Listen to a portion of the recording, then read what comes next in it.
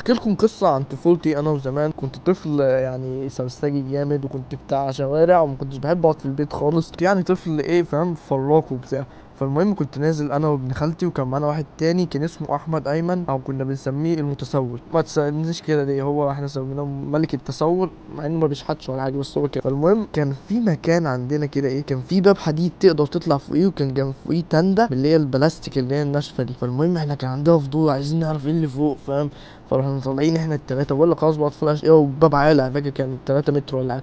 فطلعنا فوق وبتاع، فبقعدنا نبص يمين شمال مفيش حاجة فاهم، كلها زبالة، الناس بترمي زبالتها من فوق العناير فتنزل على التل. المهم مفيش حاجة، احنا مش طالعين بتاع.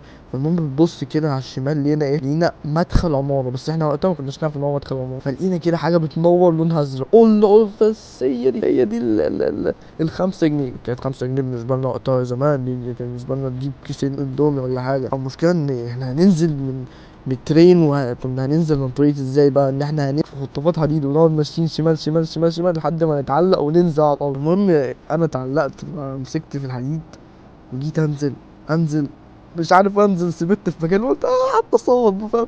قعدت اصوت لان انا علقت، يعني فضلت عالق كده في الهوا. فالواد ابن خالتي قعد يعيط وهو فاهم فوق التندة، وانا كنت اللي هو فاهم متعلق في الخطاف وخلاص هقع وهقعد دشمل، لان كانت المسافة 3 متر ولا حاجة فوق 5 متر حتى فوق الأرض. ابن خالتي بدأ يعيط يا بابا.